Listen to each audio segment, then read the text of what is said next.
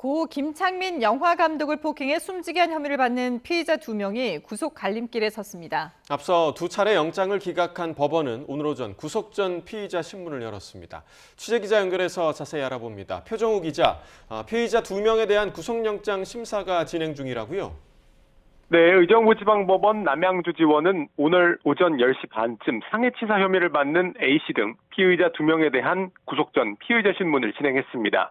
A씨 등은 마스크를 쓴 채 법원에 출석했는데 김창민 감독을 살해하려 했는지 등 취재진 질문엔 아무런 답을 하지 않았습니다.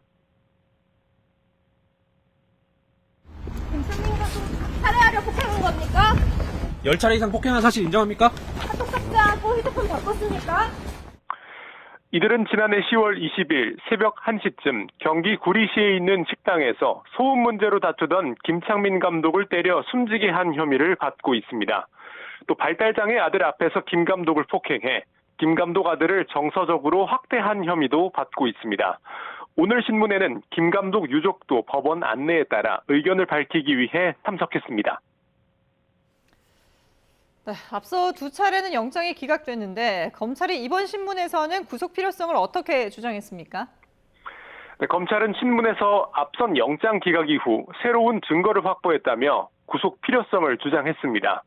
피의자들의 통화 녹음과 관련자 진술에서 김창민 감독을 살해할 의도가 있었다고 볼 만한 정황이 발견됐다고 강조했습니다. 또 이들이 집행유예 기간이던 B씨의 가담 정도를 숨기거나 진술을 맞추려 한 정황이 있다며 증거인멸 우려가 있다고 밝혔습니다. 검찰은 피의자 중 한 명인 B씨가 집행유예 기간인 점을 의식해 현장을 이탈한 정황이 있고 잠적을 암시하는 발언을 하기도 했다며 도주 우려도 있다고 주장했습니다. 검찰은 이들이 카카오톡 대화 내역을 삭제하고 CCTV를 지우려고 시도한 정황도 확인됐다고 밝혔습니다. 반면 피의자 측은 폭행과 사망 사이엔 시간적 간극이 있고 응급처치 지연 등 다른 원인이 개입했을 가능성이 있다고 해명했습니다.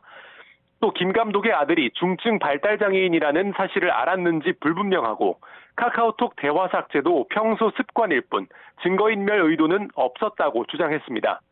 앞서 법원은 경찰이 신청한 영장을 두 차례 기각했는데 사건을 넘겨받은 검찰은 전담 수사팀을 꾸리고 보완 수사를 벌여 지난 28일 이들에 대한 구속영장을 청구했습니다.